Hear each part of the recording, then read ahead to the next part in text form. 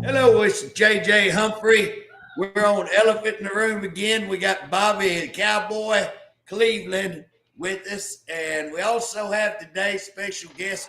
We would put out there that we were going to have Mandy Reed, and Mandy has a organization that stands up for the rights of children, and she had something come up, and so Daryl, who works with us also all the time, jumped on and agreed to come on real quick. Daryl knows everything that we're talking about, been highly involved. Daryl's been one of the main people. And today what we're going to discuss is why we need a grand jury petition, what the grand jury petition does, and mainly what we need is for you to go out and to help us. I hope all our listeners will listen to me today. If there was ever a great need in our state, this may be the most important thing that I've worked on in the 9 years that I've been at the Capitol, and we need your help. We have got to have people agree to get off the couch, and we're talking in the next 4 to 5 days. Grab a petition, go out, get your family, get your friends, as many people as you can get, and get these petitions signed. We have to have the requirement is 5,000, but you lose about 20%. So we need no less than 6,000 signatures. Wouldn't you agree, Daryl? Yes, absolutely. Yep. So we're asking. What do they say? 20% more than what you need? Yeah, Bob, they talk like you'll lose 20% because they'll either not write legible, some of them won't be registered voters. Some of them will be outside of Oklahoma County or something, but they talk like you can just anticipate that you will lose 20%. And right now, Bob, we don't know how many signatures. So we got people going all over the place. We've had people at Scissortail. We've had people at Thunderball games. I mean, you don't know if you got 1,000 or 2,000? Well, we know we've got at least over 2. We know that. We had an event yesterday, and we had a lot of people show up. So I think we started with somewhere around 35 or 40 at 8 o'clock in the morning, and then people just kept rolling in. I don't know how many petitions we actually had made up, but we ran out of petitions. We were having to copy them right there in that trailer, and I know that we still had 25 of those. And those are pretty solid people that I think we'll go get signatures and bring them back. Some of the ones that brought them back just didn't have a lot of luck. Yesterday is a little cold. It's going to be cold this week, so that makes it a little bit tougher. So when you go out to these places like the malls and places where people are walking, if it's warm, they stop and talk to you. But if it's cold, I'm not interested and they keep walking. You know what I mean? You go inside the mall and do that?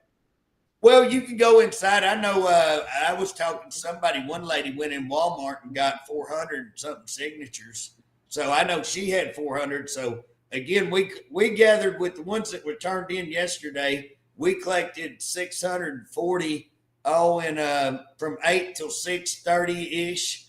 I had people meet with me all day. I just got to run out maybe an hour and a half, and we spent 30 minutes at one person's door, her talking about shooting some people or something. And she lived in a pretty tough neighborhood, and she cut a guy and some sex offenders and stuff like that. So we spent probably 30 minutes listening to her. But roughly in an hour, I collected 30 something signatures probably in about an hour. So if you go out and really work it, work the right neighborhoods, I think I could have probably got 100 if I'd have worked on it all day, So if people will get out and work, but again, most people will have at least 20 people in their close family, and so if you just know, your kids, your mom and dad, your aunt, your uncles, your cousins, nieces, nephews, all of that, if you just get a petition and go get them, if you get 20 or 30, if we can get 100,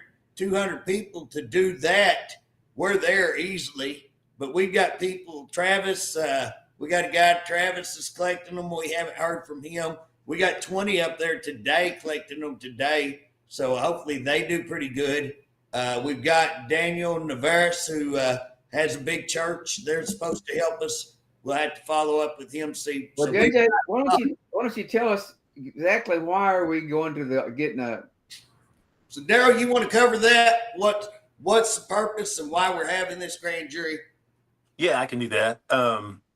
So the petition itself, the face of the petition, um, names individuals and entities that have that we believe have committed crimes against children, that have failed in their duties to children, that are derelict in their duties to children, that have abused their power and covered up crimes against children from within the agencies that are supposed to be protecting children. State law creates this multidisciplinary team that says, you know, your Oklahoma DHS and your district attorneys are supposed to have a multidisciplinary team in their area to protect children. Above that is your director of Oklahoma DHS. Looking on your Oklahoma DHS, you know, the director of the Oklahoma Commission on Children and Youth. And then JJ and his former committee were gracious enough to hear us in committee and hear us present that these crimes were being committed against all these children, and very appropriately, very legally ordered OSBI investigation into this situation. And therefore, the director of the Oklahoma State Bureau of Investigation is on that petition, and I believe on the other petitions around the state, to be investigated in dereliction of duty. Because if you have an appropriate order to protect children, why would you refuse to investigate? So the petition names those people for abuse of power, dereliction of duty in failing children across the state. Why have we gotten to a grand jury? Daryl, did y'all go to the governor and go to the attorney general and ask them if they'd investigate, and then they refused to? Is that what happened? Yeah, I believe in almost all the cases that we're discussing, and certainly the cases that were listed in the committee meeting with Chairman Humphrey and his committee. We absolutely requested each of the agencies. You know, when you're working with DHS, you work appropriately. You ask to talk to the caseworker. You ask to talk to a supervisor. You ask to talk to an area director. You ask to talk to the deputy director of the state of Oklahoma. You ask to talk to the director of Oklahoma DHS state of Oklahoma. And we've gone through that process. Oklahoma Commission of Children and Youth, you file a request of the Oklahoma Commission of Children and Youth to investigate these problems. If they investigate them and don't follow through, or if they just choose not to investigate them, we went to the director. I know that multiple senators actually spoke with the director of the Oklahoma Commission of Children and Youth, had meetings with the Oklahoma Commission of Children and Youth. The Oklahoma Commission of Children and Youth advised that the OSBI should investigate on multiple occasions, but would not order the investigation. The director of Oklahoma DHS, formerly released, Dr. Shropshire, and current director refusing to order the investigation themselves. So, you know, then we did. And Daryl, at one time we thought we had one investigation on your case, and who stopped that? I mean, we had the OSBI ready to do an investigation, and then somebody pulled the rug from under us. Who was that? Do you remember? Well, yeah. So I got the director of the Oklahoma Commission on Children and Youth and her staff sent me a letter saying, we are forwarding this to the Oklahoma State Bureau of Investigation. We need you to send all of your evidence. So the legal staff from OSBI made me sign a waiver and turn over all my evidence, which I did. And they told me, and I have the emails, I shared them with the committee. This is a lot of evidence. It's going to take a few weeks to get through. We'll be expedient in the process, and then we'll tell you if we need more evidence. And after a couple of weeks, I got another email that said, we apologize. Statutorily, you know, it requires the director of DHS to allow OCCY to do that investigation, and we haven't gotten that statutory authority given to us yet. So we are suspending your OSBI investigation. So basically, the director of DHS was able to stop the investigation into herself, and then Governor Stitt released her from her position, and the new director it has just chosen not to allow that investigation to go forward. Well, and Bob, one of the things that we've got to tell our listeners is that we've been involved for the last 2 years. So we actually was going to have a summer interim study 2 years ago, so 2 summers back, and we put together 13 cases, Daryl's being one of them, that basically 2 senators and myself all got 4 cases apiece, and we got to present them. We were actually told after we set it all up that we could not meet at the Capitol, so we moved across the street, had it all ready to go. Then we got told, no, y'all need to come back across here and we can have the meeting. Then they come in and said, well, you're going to be able to have the meeting, but you can't use House staff, or not House staff, Capitol staff, Senate staff. And so we actually had 2 meetings, and one I had to get a room because I knew the Senate would kill it again. And so we actually had to sneak around and get an extra room and not tell anybody why we were doing it. I mean, you had to play all these games at the Capitol just to allow to hear people come in, the public, and express and tell their case and present their evidence. And we did that. It was horrific. DHS said they would work with us, met with us, said they would work with us. They did absolutely nothing. Then we get a report of Greer, which is in Enid, where a mental health institution that is ran by DHS. So it's for mental health kids. And so anyways, we found out that they were being physically abused, and even as much as being waterboarded. We have affidavits. We have pictures of this stuff. We've got workers ready to come forward, whistleblowers. Then we turned around and had a detention center there at Tulsa where we received information and that kids were being molested by the employees. They were being physically abused by the employees, all kinds of things. I think, Daryl, you went and met with the authorities at that institution, correct, in DHS, and advised them before the FBI came in and raided. And then the FBI came in and raided that building after they were already told, and they already knew all this was going on. They were fully aware of it. And Right. Then the FBI raided and verified all of this was going on. We had a law group that is a 501(c) called Appleseed. These people have a great reputation. They're lawyers and they're investigators, put together a 350-page comprehensive report on all the stuff we're talking about, falsifying evidence, removing kids from home, kind of Daryl's situation, wrongfully and setting people up, lying it, trying to get them charged with things falsely. And so we put all of that out to the AG, to the governor, to the Speaker of the House, to the pro tem. DHS totally ignored. We went in and had our hearing, verified all of this stuff. We legally ordered the OSBI to have an investigation. OSBI refused. The House shut us down, and the governor and the AG would not respond.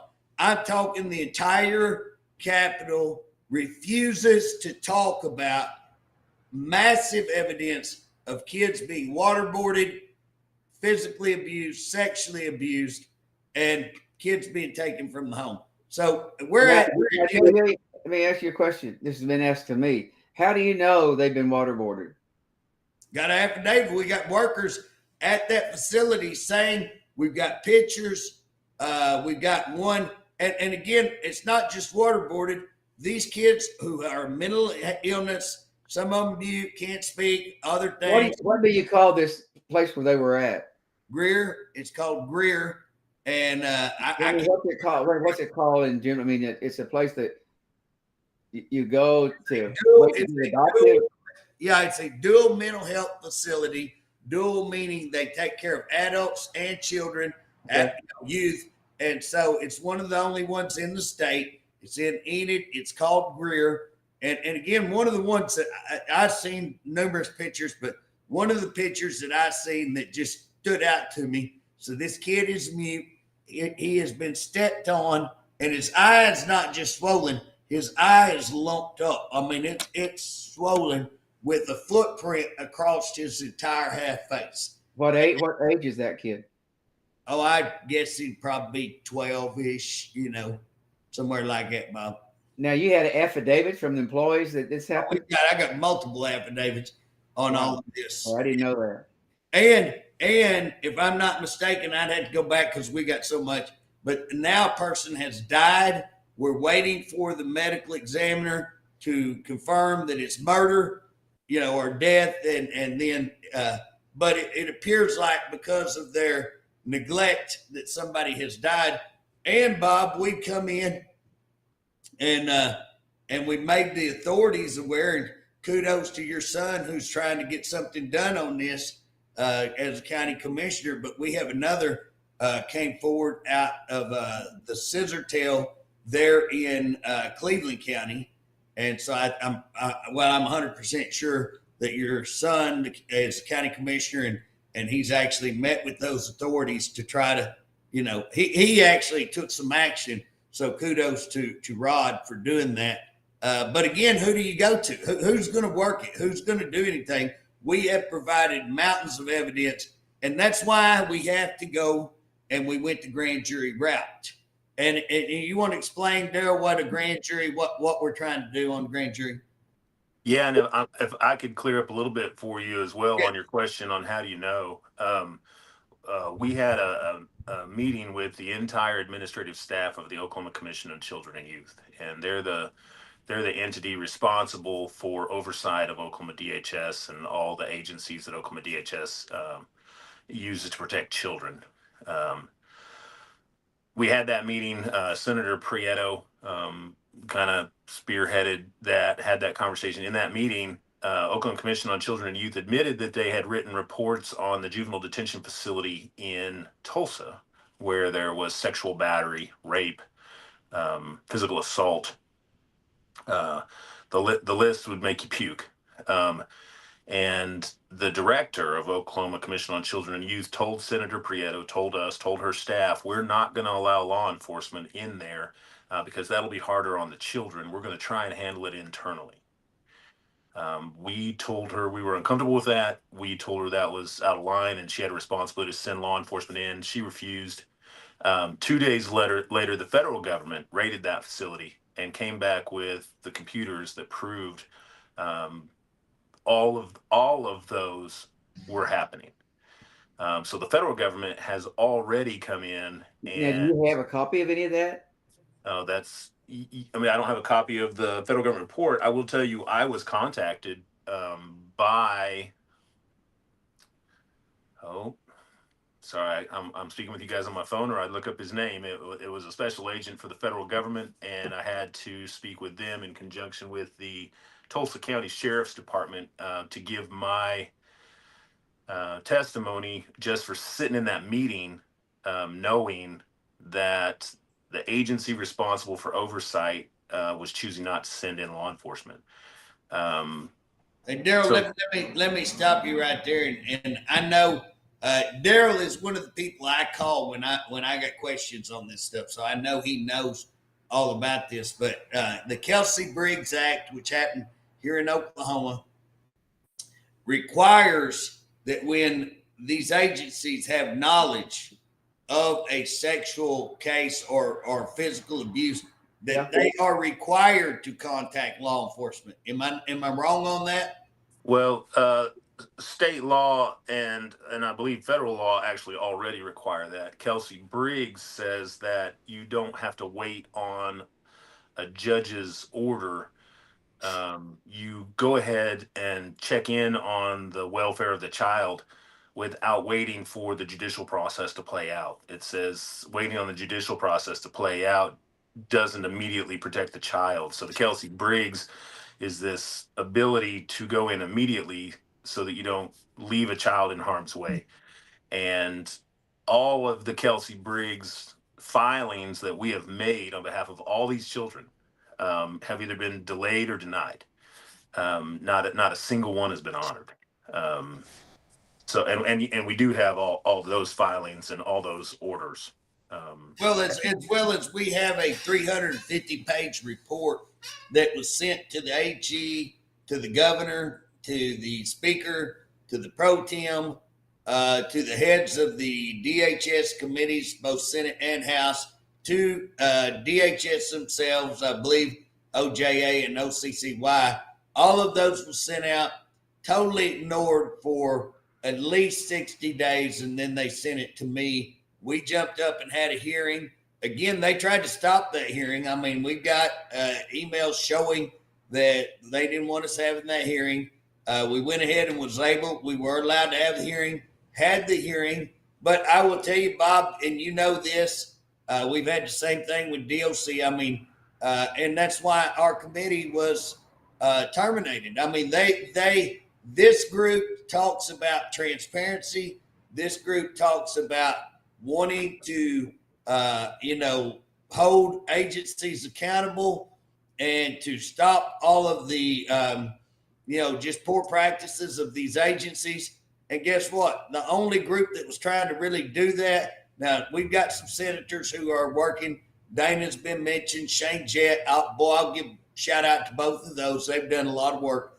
But as far as any committee, who did you say both of them? Shane Jett, and you said both of them. Who's the other one?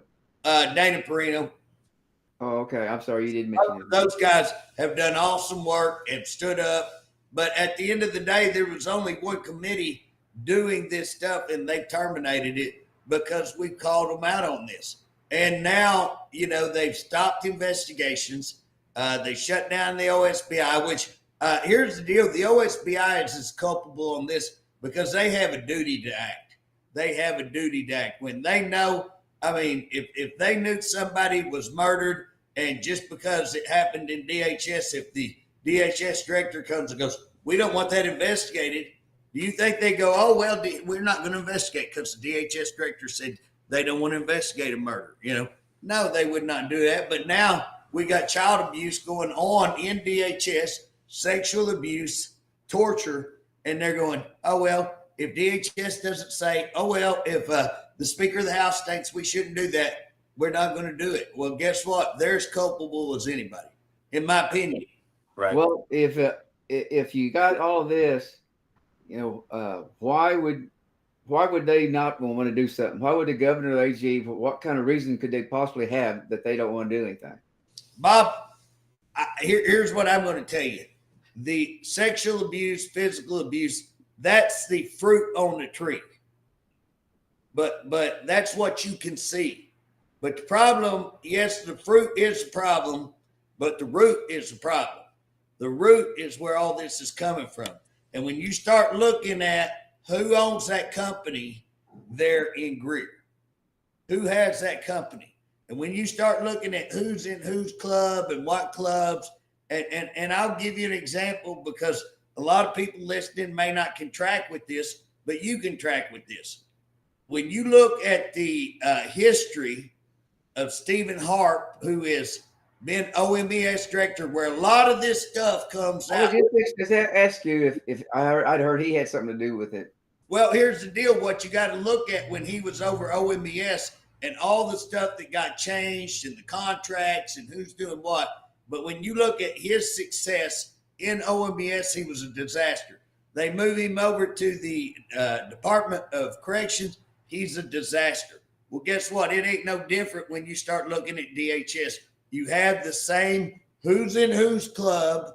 And guess what? You're sending out, whether it be Justin Brown, whether it be, and here's the deal. I wasn't a big fan of Justin Brown at all. Deborah Shropshire. I like Deborah. I don't dislike Deborah.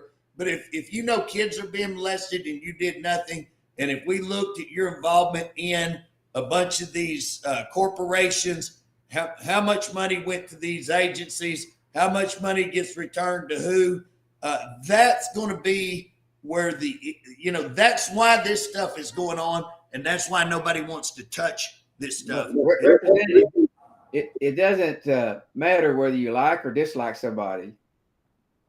That's immaterial. If something is wrong, something has been done wrong, is illegal, and you have to act on it. Well, Bob, and I would, in fact, just so everybody knows, before we got on here, me and Bob was having a conversation about a couple of people we know that doesn't like the police as a whole, seems, when really it's one player, and you can't hate the whole thing because of one or two players. Same thing here. We have good DHS workers. We have good people in the Department of Corrections. But again, you have people at the top who are for what appears to be corrupt reasons. And that's what I'm saying. This grand jury needs to be about stopping the abuse. But even greater than that, this grand jury needs to get at the heart. So we don't need to go after just the fruit. We need to go after the root and get to the root. Are they putting these kids in a situation? Now I'm just going on these emails that I've received. Now I've probably received 100. Okay, maybe 75, but a lot. But it's always about they took the kid and put him in the same people who are molested him to start with. That I hear that a lot. Is it those type of things that's being involved in this? Those are happening, and the value in that to some of these agencies is it creates a need to show the state government and the federal government that they need to raise budget, they need more dollars. We're incentivizing our agencies to grow and grow their budget by showing more need. What we should be doing is showing that we're correcting the problem and therefore we don't need the dollars. But instead, they're incentivizing it by giving more money. And the scary part is your $28,000 a year caseworker isn't getting the money, and 7 out of 10 times the caseworker comes back and says we got to help this kid, and the supervisor says no, we're not going to do that. And the reason the supervisor says no, we're not going to do that is because of the way they've set this up. It's set up for failure. The multidisciplinary team, you're supposed to have law enforcement do the investigation, and we don't. We have caseworkers who have no investigative ability, education, experience. Do they investigate themselves? They do. They investigate themselves.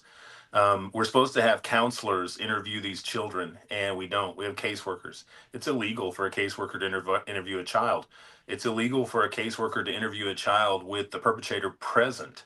But those things happen more often than not. And it's because we're not following state law in how we protect these kids. That actually lands on the district attorney's head. The district attorney is required by law to have a multidisciplinary team to respond on behalf of children.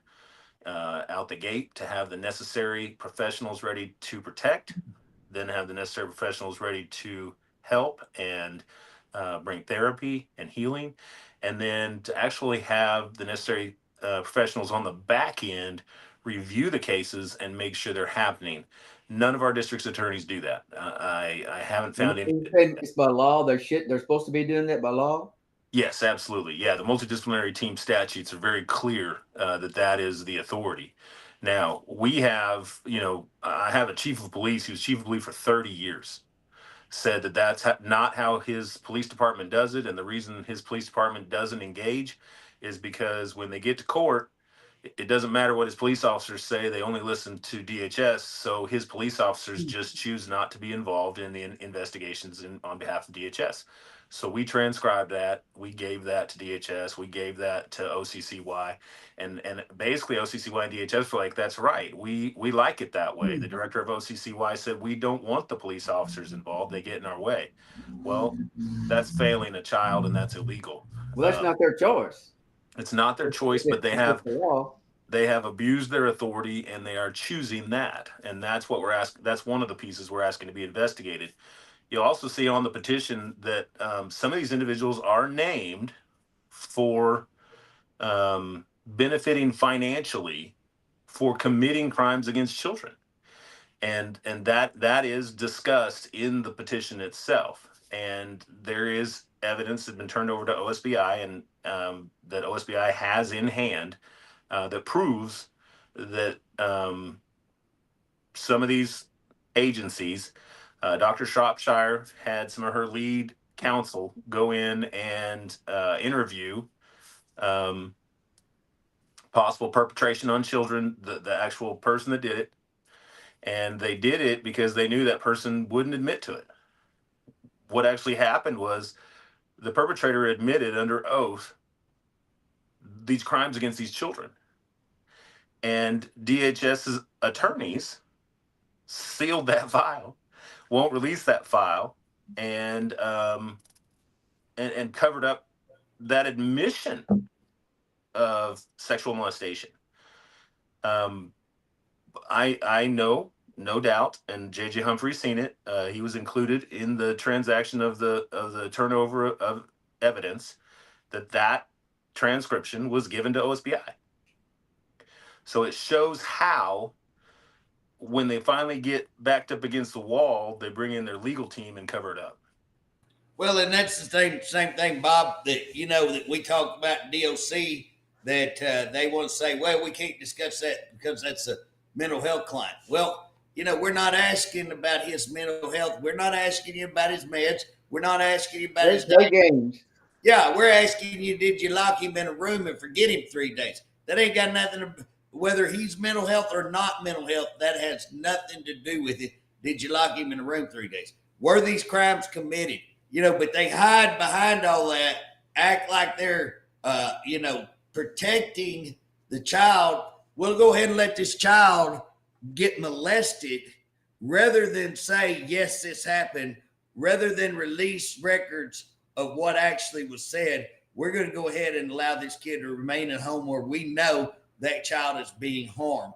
Now, that grand jury investigation, JJ, do you have an attorney that does all the talking, or how does it work? Yeah, the district attorney would be the one who would be presenting the evidence.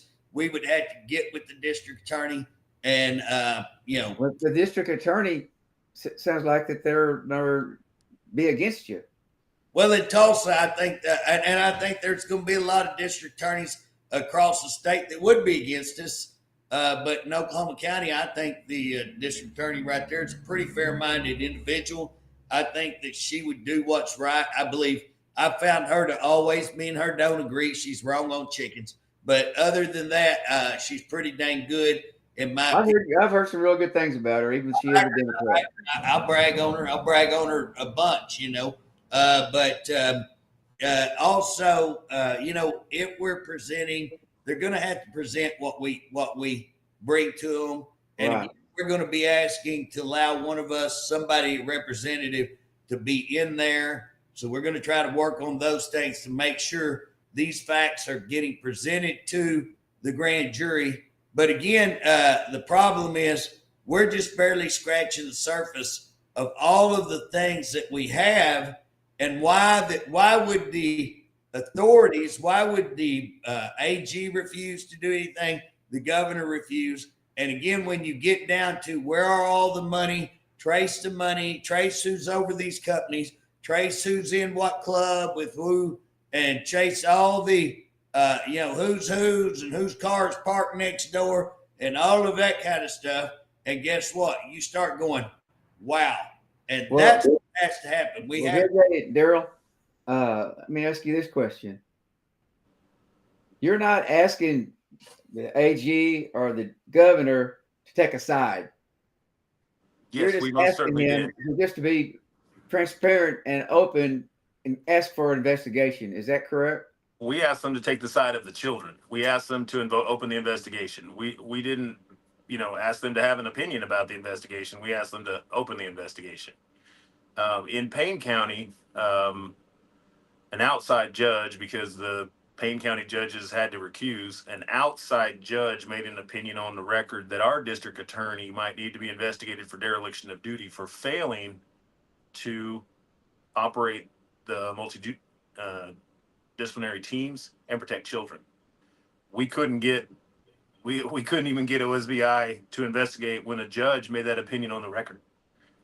So there's two pieces I think are super important here. One, we need the investigation to protect the children and to expose the dollars being used at children's expense. The other piece is one thing that Oklahoma is terrible about, and JJ brought this up, is using a child's privacy to protect the crimes that are being committed against the child.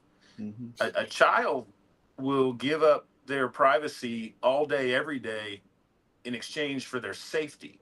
And these children do. They beg and plead for help. And that means they're saying, I sacrifice my privacy. I want safety. And our agencies are saying we're using the statutes of privacy to cover up the crimes, and they're muting the voice of these children. Well, There is a Daryl, federal court decision already on the books, Falcone, I believe, versus the 8th District. And it basically says that the public has more interest in knowing when this is happening than an individual child does in protecting his privacy or her privacy. And that's huge because it's correct. That child should not have to sacrifice their privacy to get safety and protection. But the public needs to know when, on a mass scale, children are losing their safety in exchange for privacy. And so I think another big piece that's going to come out of this, if we can get a grand jury investigation, is the public is going to gain that right back to the information and the knowledge that the Constitution of the United States requires. well, I think the grand jury is going to get smart enough to make up what is medical and what's not medical to try to cover that up. They'll make them give them an answer. But let me ask you a question, Daryl. You talked to the FBI or somebody, didn't you? You say you talked to the FBI? Yeah, and it was actually the Department of Justice. It's Okay, a Department of Justice, different investigative group inside of them. Yes. Okay, and I guess they kind of agreed with you. Is that correct? They actually wrote a report that said, yes, these things are happening inside the facility, but because all of the perpetrators were from Tulsa County, they didn't have the jurisdiction to override and prosecute. So they gave that to the Tulsa County Sheriff's Department. The Sheriff's Department prosecuted 2 individuals. We're waiting to hear on the rest. But you can't use that. You have all you got now. All you have is your word against their word. Well, no, it's not just our word against theirs because you have the FBI report, you have the. But is that going to be presented in the Oh, absolutely. grand jury? Oh, yes, Yeah, no doubt. That's what I was getting at. Yeah. Yeah. Now, not to undermine you have whistleblowers, you have affidavits, you have Daryl himself has a mountain of recordings and documents. Bob, you'll appreciate this. The first time I met Daryl, I was just like, I can't believe what you're telling me. I just can't believe because he had some stuff I was just having a hard time believing he had. And so I was like, I'm gonna call my lawyer, see if what you're even saying can happen. And so I'm getting on the phone to call. And guys, me and Bob have a friend that was the best lawyer in the state of Oklahoma as far as I was concerned. And when he retired, he became my kind of personal advisor all the time. I call him and all this. So I pick up the phone, I'm dialing, and Daryl says, well, who's your attorney? And I said, it's an old dude named Stan Ward. And Daryl goes, well, that's my attorney. And he had left Daryl's case because he had blood cancer and he had resigned or retired. But we're picking it up. And old Stan says, hey, let me tell you something, JJ. If that man right there, if Daryl tells you something, he's got it documented. He said he's the most documented person I've ever seen in my life. And he said, if he says something, you take it to the bank. And so on Stan's word, I just said, okay. And I started looking at Daryl's stuff. And Daryl, what's that been? 2.5 years, probably, maybe 3. And we have just, we've gotten the bunker together and we've been shooting at them ever since. We've been fighting the fight together. And again, we're at the end of our road because guess what? Everything that we've done with all this massive evidence, they've refused to give it. So now we've got to get this grand jury. I hope we can get the signatures. And so in 2021, and I have all the transcripts for this, and it's on OSCN. You can look it up. Oklahoma DHS legal staff, in conjunction with the multidisciplinary team outside resourced legal team, came to the Payne County Courthouse and argued in front of a judge that they had absolutely no obligation to protect children from crimes. And that argument was upheld. And the judge upheld that they have no obligation, even though they swear an oath, and even though state statute says you have to protect children and that you have to report. It was upheld. But what they didn't get past, Stan, was if they open an investigation, they're required to do it appropriately and thoroughly. And they couldn't prove that they had done that. So Stan beat their, what's it called? They have immunity. He beat their immunity because they had opened an investigation and intentionally tried to cover the tracks in the investigation. So Stan Ward beat that argument, beat their qualified immunity, and that case moved forward. Unfortunately, I'm still in the middle of that case, and I don't have Stan, and we still have our state attorneys, in conjunction with hired outside sourced attorneys, arguing that they don't have to investigate, and they don't have to investigate appropriately, and they have no responsibility if they do either one. And mountains of transcripts of our tax dollars paying these attorneys to say that. And then again, they literally went in and interviewed on under oath, deposed, and got admissions, and then sealed. So they've requested so many sanctions against me, it's ridiculous. So the DAs in this case, the DAs are supposed to follow the law.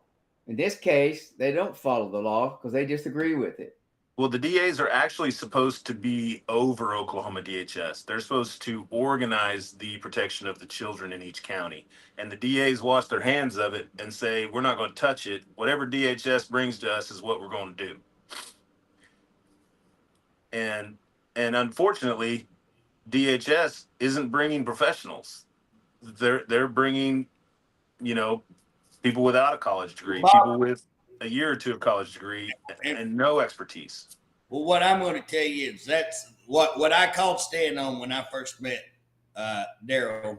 Was he was telling me that he was in a case to remove the qualified immunity of a judge, and I was a judge.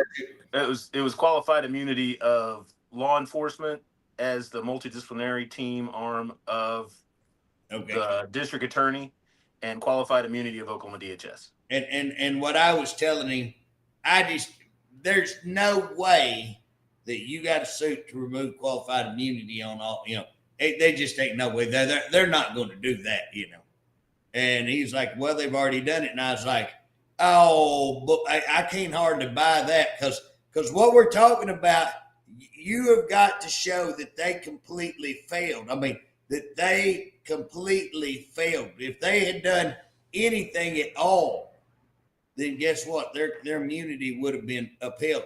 But that's why I called Stan. That's why, and I will tell you this, I had enough on my plate. You know this, Bob. We got enough on our plate dealing with DOC. I didn't need to go out and look for anything else. But when Daryl told me this, I started looking at the case. I started looking at the Woolley case. We started looking at Chico, Rosario, Chico. And so started looking at her case. And we've got some more, Brianna and couples, so there's several other cases we looked at. I gave them cases. I gave them video. I gave them audio. I gave them audio of a little 9-year-old saying, Mama came into her room last night and touched Sissy in her no-no. Video of a kid walking in and go, Mama, I'm thirsty. Get the hell out of here. And she's masturbating to this dude in Canada or somewhere. The dude in Canada, she's trying to get her 6-year-old up to undress for the dude in Canada. And the dude in Canada is going, hey, this is wrong. This is wrong. And the dude in Canada calls the authorities. And guess what they did in that case? What? They tried to get the dad. Here's mom doing all this. Here's the kids telling that kid went down and told another counselor the same story, told the DHS worker the same story, and yet, I'm just scratching the surface on this story, and I got all of it documented. And guess what? They go after the dad. It's like, where in what is going on? And yet, guess where them kids stay? Right there with mom. When they know all of this, they have a whole notebook of all of this that was put together. And that's why we can't get anybody to look at these cases. We can't get anybody at the government to even pay attention. Law enforcement, everyone is totally ignoring massive. And again, it's not me and Daryl. We've got lawyers, we've got Appleseed, we've got the FBI, we got the DOJ, we've got whistleblowers. I mean, you name it. We have got massive amounts of evidence and can't even get an investigation into how much is true and how much is not true and what should we do. And yet, when we go try to do it, it's not enough that they won't do it. When we try to do it, they put a roadblock in us, shut us down. And Bob, you know this, they hate my guts up here. They hate my guts. Come on, JJ. Everybody likes you. I feel bad, Bob. It bothers me. Well, basically, and what you're looking at is they've been doing these things for 50, 100 years, maybe forever, that they just do what they want to do. 35 years. No one's never called them out the way that you guys are calling them out. Is that accurate? Yeah, well, I've been raising awareness for 30 years. We have documentation back 30 years on some of these facilities. This is the first time we've gotten some of our legislators to be brave enough to stand in the gap, and we're very grateful for that. And so the reason I think we're here today is if you have the capability to get on your computer and print off that Oklahoma County petition, and you can take it to your place of business tomorrow, and you can collect signatures from those people you know and trust for the next 4 days. If you can call the 10 people you know on your phone that live in Oklahoma County, and they can swing by your place of business or swing by your house and sign that petition, and then you can go get it notarized and get it over to JJ by Friday. It is a simple thing you can do to care about children. The state is against you. Going in, they're against you. So you can kind of guess, feel like that they're going to really go over that with a fine-tooth comb more than normal, maybe, to keep this thing from going to the grand jury. I don't know. We don't know what the electoral board looks like in Oklahoma County, I guess. I haven't done a lot of research on that. I'm optimistic that it's a group of our peers out there that want to do the right thing. What they look like. The governor and the DA, the attorney general, is apparently against it, and other people up there. So it's just going to be a hard road. It's going to be a hard fight. I will tell you, I have two different multi-county grand jury numbers for investigation from the attorney general. Both of them, they have tried to schedule meetings to meet with me and collect evidence, and they have postponed and refused those meetings for over 2 years now. So the expediency to protect the children in the crimes they already know they have had to open the multi-county grand jury numbers for, they're refusing to actually collect the evidence. Now, I actually do have an audio that I transcribed from the attorney general's. It'll blow your mind. Inter office email communication in the attorney general's office is describing how and why they don't investigate, and it's because of who some of the players are. They literally said, "I know the city manager in that town. I know the district attorney in that town. So we're just not going to meet with the guy and accept the evidence." And we actually have that. We have that information from the attorney general's office. She's basically a case filer that gave us that information because she was so appalled. And I'm not afraid to say it. I've said it on live TV. I was Galen Geiger as the assistant attorney general is his staff, his investigator and his attorney that were working the case.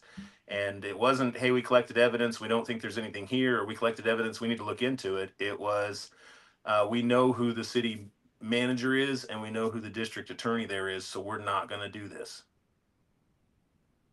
Well, I know that JJ put a lot of work into this and a lot of time and effort, and you've put way more than normal person would do. So I wish you guys good luck in trying to get these signatures. Thank you. We got, what do you have, 30 more days? Oh no, we need them by the 10th. I'm going to have them turned in by noon on the 10th to JJ. On the so 10th, we know where we okay. stand. Yep. Yep. So, can you put the QR code on Facebook, JJ? Can you? Well, that's what I'm working on. I put right now, so Mandy has posted it to our site, I think. So, guys, if you want to get on this, you can go to my Facebook. That's what I was just doing. I uploaded that link on my Facebook. Go to Justin Humphrey Facebook. Just pull up Facebook. Look at my last post. It'll have a little Google site there. You can pull it up, print it off. You'll have to take it, make sure people, what they'll need to do is print. They will, and you have the whole document. If they want to look at it, they can. They need to print, sign their name, and then they need to write the address. The print needs to be legible, and the address needs to be legible. Now, their signature, they can just sign. Once you get that, you're going to have to take it to my office or find a notary. And again, if you go to my office and ask my assistant to get a notary, we'll probably help you with that. Or we'll start trying to list on our Facebook. You can go to the comments on our Elephant in the Room. I'm going to post that there in a minute. I'm going to try to get that out on the bunker. I'm going to try to get it out to all various other places. If you go copy that off of my Facebook and share it with other people, share it around. Guys, if we could get 200 people to just get out and get 20, 30 signatures, most of you could get your relatives, could get your friends, make a call. If you can get 20, we need them in the next 5 days. We need them by noon on the 10th. If you could get 20, I went out and got 30. I'm coming back to town 7. I said I'm going to get 100. I'm coming back on the 7th to do that. Again, I'm going to be up there on the 9th to do that. So I'm dedicated to getting my 100. I got 30 last night. Even though I was tied up, I went out in about an hour and a half and got 30 just walking a neighborhood where I knew nobody at all. Then you didn't get home yesterday till midnight? Bob, I went and met with the group over what we're talking about, all the people involved in the underlinks and money on all this. I got home late. I fed cattle.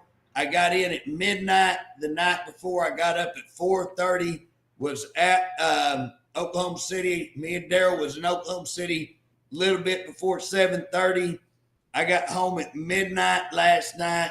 Again, I had to get up at 4 o'clock, 4:30 to get up there at 7:30. So I'm running right now on about 4 hours, and the last 2 or 3 days I've had roughly 4 hours sleep. When I was your age, that wouldn't be nothing. I could do that.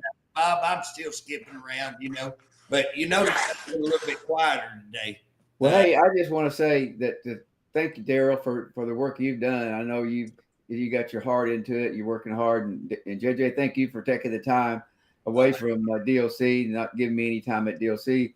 But appreciate you working hard on this. I'm working on a lawsuit on DLC, Bob. I actually did that yesterday while I was up there too. I met with. Well, you're just you're what would you call it? Multitasking. Yeah. Hey guys, listen. This is the most important thing going on in our state right now. If you listen to Donald Trump and if you listen to his border people talk about how many children are missing, gone, 350,000. If you listen to them, they believe a lot of this may be in and through some of these Department of Human Services. I think it warrants investigation. These are children being molested. These are children under our care that are being taken out of homes and put in homes that they know are being violated. They're covering it up. The court system, in some cases, are involved in that. It is time that we get this investigated. It's time to clean house in Oklahoma. And Bob, you know this. Daryl, you know this. We hear people, we're tired of endless investigations. What they're saying, though, what I hear them saying is we want the corruption stopped. You guys do a lot of talk about it, but there's corruption out there, and this sounds like a whole boatload of corruption. And you can't. It's hard to stop it. But Bob, this is the opportunity. They say everybody's saying we're sick of politicians investigating nothing done. We're sick of it too, and that's why we're going to you, the people. This is your opportunity to stop that, to get off the couch, get 20, 40, 100 signatures, and let's turn them in and let's get this investigated and get something done. This will be an investigation not by the government. This will be an investigation that will have to be conducted by law enforcement and a court system with us overseeing the process. And so this is what we got to have in Oklahoma. Guys, please, please, please don't just sit there and listen. Don't sit on the couch. Go today. Start finding this. My number, 580-239-0470. 580-239-0470. If you can't find it, you call me. I will send it to you. Copy it off. Go get wait a minute. If you can't find your number, call you. Now, that don't make sense, JJ. If you can't find the site, Bob, if you can't find the site, it's on my Facebook. It's going to be on this elephant. I'm going to try to put it on Bunker. I'm going to try to put it on all these different places that you can go find it. But if you can't, 580-239-0470. Call me. If I don't answer, text me. I will send it to you. You copy it. JJ, let's have it running across the screen. Hey, well, right now, we need to be able to do that. Right now, we have amazing advocates down at Scissortail Park, out in front of the Thunder Arena, collecting signatures for this. They're in the freezing cold. They are wrapped up, and it is not easy to be out there for that long period of time in this weather.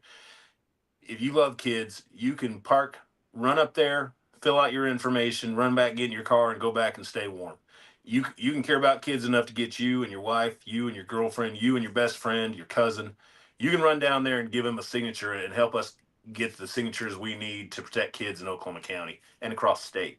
And you can start driving around and picking people up. Call your neighbor, call your friends. Right. Drive around. You have to be in Oklahoma County, and you have to be a registered voter. Is that correct? That's true. Right. Go to church tonight. Get your church to sign it up. Call your church. Call your organizations. 30, 40, 100 signatures, and we're there if 200 people will get up and do what we're talking about. And we got people all out trying right now down there in the cold. Please do this. Bob, we're out of time. Daryl, thank you for jumping on last minute. You're awesome. Bob, I appreciate you. Get a peacock feather for that hat, and it'll be okay. Okay. Hey, y'all have a blessed. Please go out and get involved in this. Y'all have a blessed day. Thank you.